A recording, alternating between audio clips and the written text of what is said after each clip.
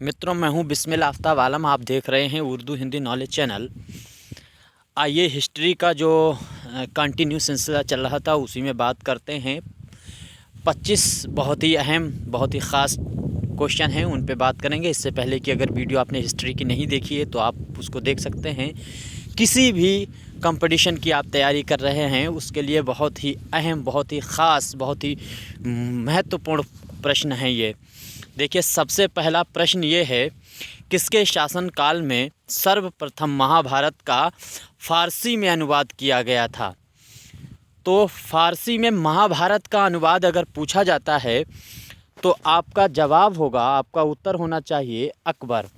अकबर ने रजमनामा के नाम से फ़ारसी में महाभारत का अनुवाद करवाया था। ये बात आपको याद रहे, क्योंकि कल्चर से और हिंदुस्तानी जो कल्चर है उससे बहुत मोहब्बत करने वाला शासक रहा है अकबर। तो अकबर ने हिंदू धर्म के जो ग्रंथ है धार्मिक, उनको समझने की कोशिश की थी और इसी वजह से इसने इबादत खाने का भी निर्माण कराया था जिसमें तमाम धार्मिक गुरु इकट्ठा हुआ करते थे।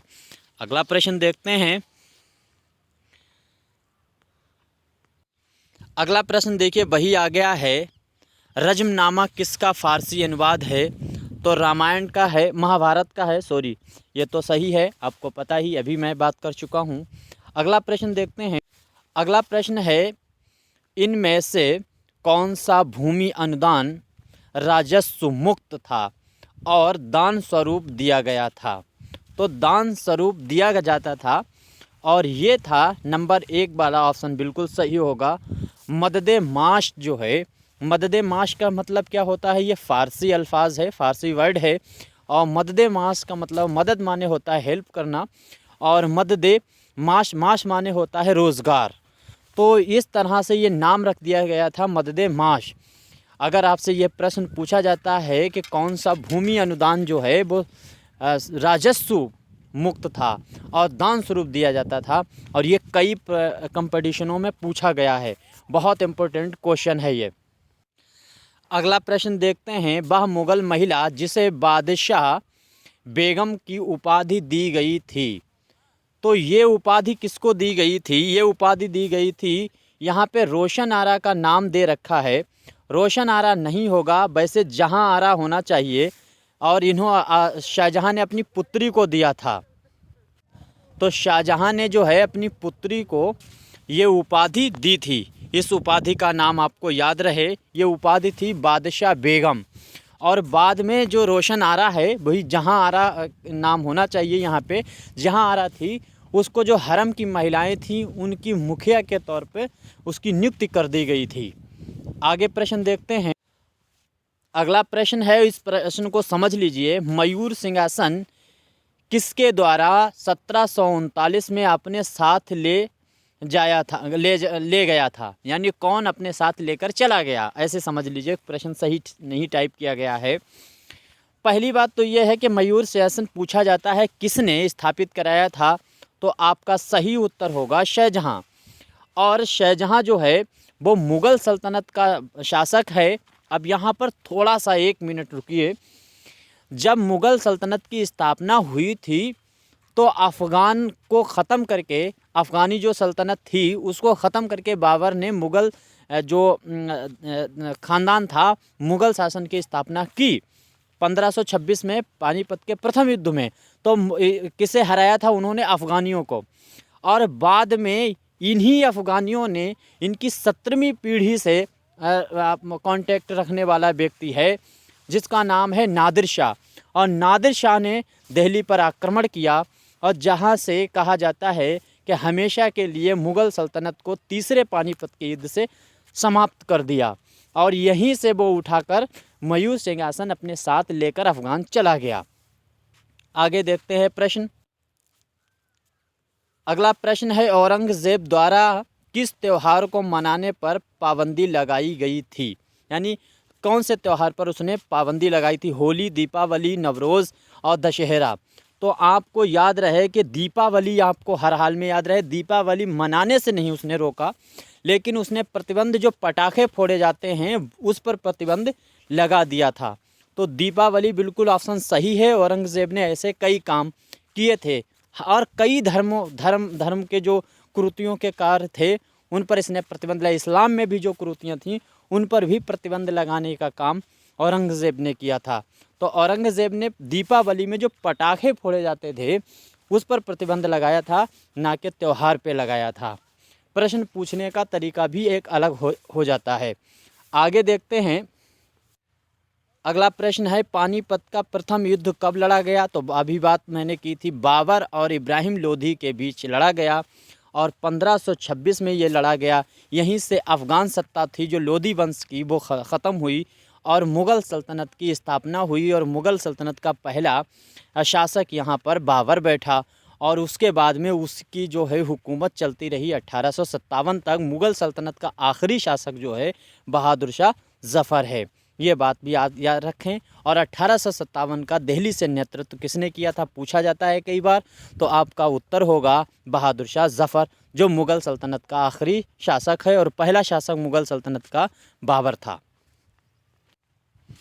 अगला प्रश्न देखिए, बहुत ही महत्वपूर्ण प्रश्न है सिजदा की परंपरा को किसने समाप्त कर दिया था? तो सिजदा जो है परंपरा को किसने समाप्त कर दिया था और किसने प्रारंभ किया था? दोनों बहुत महत्वपूर्ण प्रश्न हैं। पहली बात तो इसे प्रारंभ किसने किया था? तो बलबन ने यह प्रारंभ किया था। गुलाम वंश के बाद जब शासन चल रहा था तो बलबन बैठा गद्दी पे और बलबन ने 1266 के बाद ये परंपरा शुरू की थी सजदा पोश, और वो अफ़गानी ही था और अफ़गानियों के लिए ख़ास तौर से इसका पालन कराया जाता था। तो इसको समाप्त करने का काम किसने किया है? अकबर ने ये कार्य किया था। अकबर ने इसको समाप्त कर दिया क्योंकि ये कुप्रथा अकबर के समझ से थी और इसको समाप्त। लौह और रक्त की नीति अगर पूछा जाता है किसने प्रारंभ की, तो उसमें आपका उत्तर होगा बलबन। अगला प्रश्न है, सिक्कों पर, यानी जो सिक्के होते थे, जो रुपया जो चलता था, पैसे चलते थे, सिक्कों पर कलमा जो उकेरने की परंपरा थी, कलमा लिखने की परंपरा थी, उसको समाप्त किसने कर दिया था? किस शासक ने उसको समाप्त किया? अच्छा, अभी एक कुप्रथा पर मैं बात कर रहा था, जिनको धार्मिक जो कुप्रथाएँ थीं उन पर बहुत सख्ती से कोई पालन करा रहा था, तो वो बादशाह जो था औरंगज़ेब था। इसी तरह से जो मुस्लिम धर्म है, मुस्लिम मज़हब है, तो उसमें जो है कलमा एक पवित्र जो है सेंटेंस है, जिसको पढ़ने के बाद ये कहा जाता है कि आप ईमान लाते हैं। जब मोमिन बनते, जब मुसलमान बनेंगे तो सबसे पहले कलमा पढ़ा जाता है, लेकिन उसी कलमे को रुपये पे लिख दिया जाता था, जो है सिक्कों पर लिखा जाता था। तो इस परंपरा को, रुपयों जो सिक्के थे उन पर गोदने की जो परंपरा थी कलमे को, उसको बंद करवा दिया था औरंगज़ेब ने, क्योंकि उसने कहा ये धार्मिक इतनी पवित्र चीज़ है और रुपया जो है वो का आदमी कहीं भी डालता है, कहीं भी रखता है, कैसे भी छुपाता है, तो उसकी जो है ये जो है गलत है परंपरा। अगला प्रश्न नंबर 84 है, सिंहासन रूढ़ होने से पूर्व जहांगीर का क्या नाम था? तो जहांगीर जो है सलीम और अनारकली की मोहब्बत, मुग़ल आज़म मूवी देख लीजिए, सारी कहानी समझ में आ जाएगी। तो बचपन का नाम अगर जहांगीर का पूछा जाता है तो वो नाम था सलीम। आगे देखते हैं। अगला प्रश्न है, जहांगीर का नामकरण किस सूफ़ी संत के नाम पर किया गया? तो सलीम चिश्ती जो हैं, एक ये सूफ़ी थे।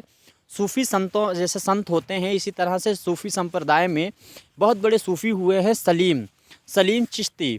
तो सलीम चिश्ती से अकबर के घर पे कोई भी औलाद नहीं हो रही थी। इस वजह से अकबर और जोधाबाई जो उनकी वाइफ़ हैं, दोनों लोगों ने पैदल सफ़र किया था। फ़तेहपुर से चिश्ती जहाँ थे वहाँ तक का पैदल सफ़र किया और उसके बाद सलीम पैदा हुआ। तो इसी वजह से इन्होंने नाम इसका सलीम जो है चिश्ती सूफ़ी जो थे उनके नाम पर रख दिया था। ये बात आपको याद रहे। अगला प्रश्न देखते हैं। देखिए, आपको लग रहा होगा क्वेश्चनों का स्टैंडर्ड देख के कि क्वेश्चन कितने अच्छे हैं और बिल्कुल ढूंढ कर खोज के ये क्वेश्चन लाए गए हैं। इसी तरह से जो ख़ास हिस्ट्री के क्वेश्चन हैं उन पे चर्चा करेंगे, बाद में पॉलिटिकल पे भी करेंगे और इसी तरह से जो अर्थव्यवस्था है उस पर, फिर संविधान, तमाम टॉपिक जो हैं जो कंपटीशनों में पूछे जाते हैं, अच्छे क्वेश्चनों पर सिर्फ चर्चा करेंगे।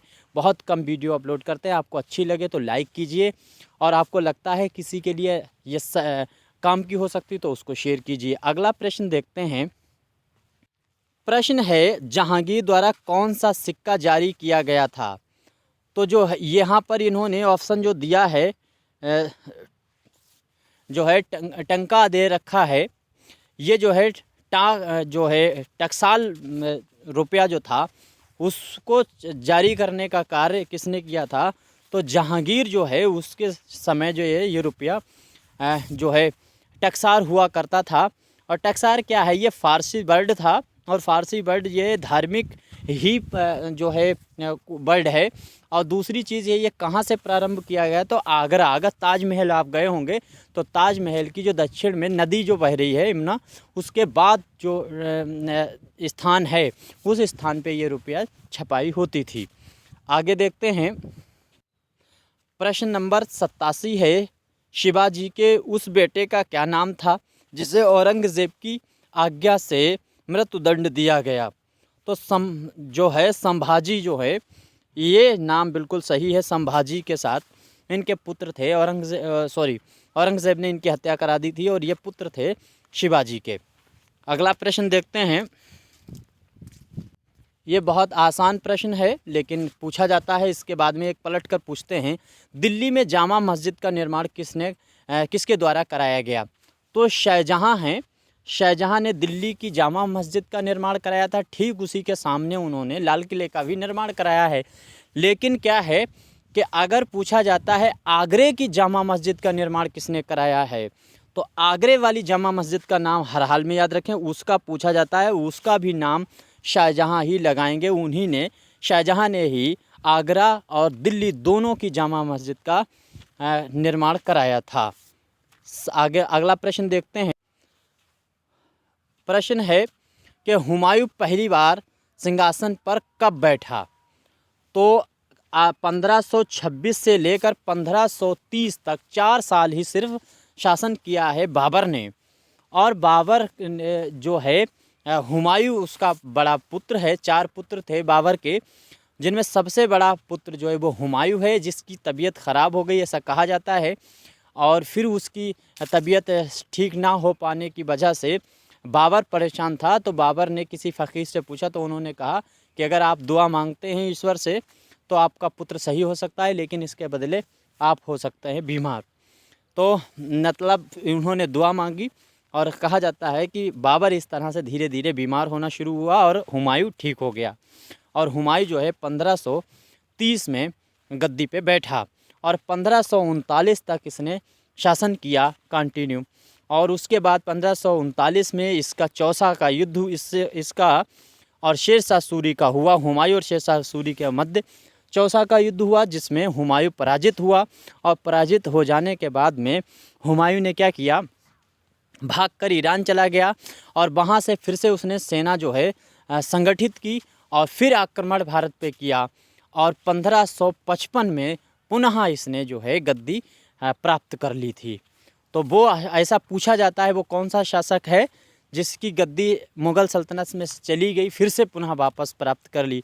तो आपका जवाब होगा हुमायूं। तो हुमायूं का शासनकाल जो है वो 2 खंडों में विभाजित है। पहला खंड आप याद रखेंगे 1530 से 1539 9 साल तक, और दूसरा शासनकाल सिर्फ 1 साल तक ही रहा है। अगला प्रश्न देखते हैं। अगला प्रश्न है, किस मुग़ल सम्राट का गुजरात के शासक बहादुर शाह के विरुद्ध युद्ध हुआ? तो हुमायूं का ही ये युद्ध हुआ था। ये जो है हुमायूं ने युद्ध लड़ा है और शायद ये 1533 में लड़ा है, जिसकी एग्जैक्ट मुझे डेट नहीं याद है। अगला प्रश्न देख लेते हैं। हुमायूं ने दोबारा अपना सिंहासन कब प्राप्त किया और उस पर आरूढ़ हुआ? तो अभी बताया था मैंने कि दोबारा इसने जो है 1555 में गद्दी प्राप्त की और 1 साल तक ये जीवित रहा और 1556 से शासनकाल शुरू हो गया था अकबर का। आगे देखते हैं। अगला प्रश्न देखते हैं। किसे पराजित करने के बाद हुमायूं ने भारत का अपना सिंहासन दोबारा प्राप्त किया? अच्छा, ये प्रश्न है।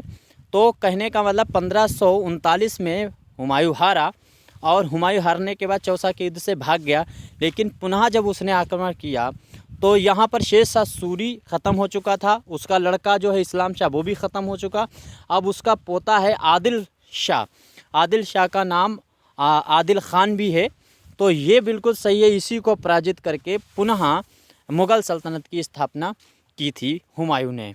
ये आपका बिल्कुल सही आंसर होगा। आगे प्रश्न देखते हैं। 93 नंबर प्रश्न है, शेर शाह द्वारा जारी किया गया चांदी का सिक्का कौन सा था? तो ये रुपया जो है, ये वर्ड वहीं से आज तक चल रहा है। रुपया जो है किसने जारी किया था, या जो ग्रैंड ट्रंक रोड जो है वो किसने बनवाया था? तो आपका उत्तर होगा शेर शाह ने। शेर शाह सूरी जो है उसने बनाया था। अच्छा, शेर शाह सूरी किसका सेनापति था ये भी याद रहे, तो वो पहले बाबर का ही सेनापति था। फिर जब बाबर की मृत्यु हुई तो उसके लड़के के साथ धोखा उसने किया और खुद को स्वतंत्र राजा घोषित कर दिया उसने बिहार बंगाल का। और इसके बाद में जो है वो राजा बना भी, और उसने गद्दी जो है पूर्ण हिंदुस्तान पर अपना शासन करने की ठान ली। तो उसने रुपया शुरू किया था, ये भी याद रखिएगा। रुपया किसने शुरू किया? तो शेर शाह सूरी का नाम याद रहे। अगला प्रश्न नंबर 94 है, अकबर ने धार्मिक चर्चाओं को इबादत खाने में कब समाप्त कर दिया? तो इबादत खाना किसने, दीन इलाही किसने चलाया था, ये पूछा जाता है। तो ये सही है, 1575 में इसकी स्थापना आगरा में की गई, फतेहपुर सीकरी में की गई थी। और क्या है, सन 1581 में इस पे जो धार्मिक चर्चा यहाँ हुआ करती थी, ये कौन सा धर्म ठीक है, कौन सा अच्छा है, किसकी कौन सी खूबियाँ हैं, इस पर तमाम जो धार्मिक लोग हुआ करते थे उन धार्मिक गुरुओं को बुलाकर इस इबादत खाने में चर्चा करवाता था। कौन? अकबर। और इससे उसको संतुष्टि नहीं मिली और अंततः उसने जो है 6 साल के बाद 1581 में इन चर्चाओं पर प्रतिबंध लगा दिया। तो ये चर्चाओं का सन आपको याद रखना है। अगला प्रश्न 95 नंबर 95 नंबर प्रश्न ये है, जैन संत, जैन धर्म के जो हैं, जिसकी स्थापना महावीर स्वामी ने की थी, जो है व्यवस्था, इस धर्म के प्रवर्तक माने जाते हैं। तो जैन संत हरिविजय, नाम याद रहे, हरिविजय सूरी को किसने अपने दरबार में आमंत्रित किया था? तो इसको आप उसी अगर जो है अपने दिमाग से भी लगाने की कोशिश करते हैं तब भी लगा सकते हैं, क्योंकि धार्मिक गुरुओं को बुलाने का कार्य कौन करवाता था? बादशाह, कौन सा शासक? तो आपका उत्तर होगा अकबर। तो ये अकबर ने ही किया था। अगला प्रश्न है, शिवाजी की राजधानी क्या थी? तो रायगढ़ जो है इनकी राजधानी थी, इसका उत्तर रायगढ़ होगा। अगला प्रश्न देखिए, शिवाजी का जन्म कहाँ हुआ था? तो शिवनेरी जो है यहाँ शिवाजी का जन्म हुआ था, शिवनेरी। अगला प्रश्न देख लीजिए साथ ही साथ जल्दी, अफजल खां, ये नाम याद रखिए, अफजल खां किसका सेनापति था? जब मुग़ल सल्तनत चल रही थी तो उसी दौरान दक्कन में 2 सल्तनतें चल रही थी, आदिल शाही दौर और बहमनी दौर। 2 सल्तनत, आदिल शाही ख़ानदान था और बहमनी। तो आदिल शाही ख़ानदान जो था वो कहाँ पे था? वो बीजापुर में था। और बहमनी ख़ानदान कहाँ था? वो गोलकुंडा में था। तो यहाँ पे जो है बीजापुर के जो सुल्तान थे उनका सेनापति कौन था? ये सुल्तान कौन थे? आदिल शाह सानी, नाम याद रखें, आदिल शाह सानी का सेनापति था अफजल खां। और ये जो है बीजापुर के सुल्तान थे दक्षिण के। आगे का प्रश्न देखते हैं। अगला प्रश्न है, शिवाजी के शासन काल में स्वराज्य क्या था? तो स्वराज्य क्या था? ये शिवाजी के अधीन का जो क्षेत्र है उस क्षेत्र को हिंदवी स्वराज्य कहा जाता था। तो जो उनका क्षेत्र है, जहाँ तक उनका शासन था, जिस क्षेत्र में, उसका नाम जो है स्वराज्य था, या हिंदवी स्वराज्य भी हो सकता है, पूछा जा सकता है। तो याद ये बात आपको रहे। और आखिरी प्रश्न पे चर्चा करते हैं। आखिरी प्रश्न है, अष्टप्रधान किससे संबंधित थे? अष्टप्रधान ये क्या थे? तो अष्टप्रधान जो है वो शिवाजी थे, इन शिवाजी से संबंधित थे। कौन थे? जिस तरह से नवरत्न थे इसके अकबर के, वैसे ही अष्टप्रधान जो हैं ये 8 विद्वान जो सलाहकार थे वो सलाहकार के रूप में कार्य करते थे। शासन के जो था इनडायरेक्टली उनके सलाह पे चलता था। तो शिवाजी के सलाहकार थे अष्टप्रधान, ये आपको याद रहे। उम्मीद करता हूँ सभी प्रश्न आपको अच्छे लगे होंगे।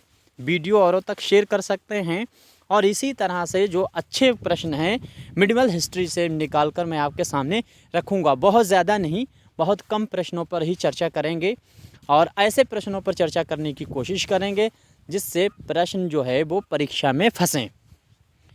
ठीक है, शुक्रिया, धन्यवाद।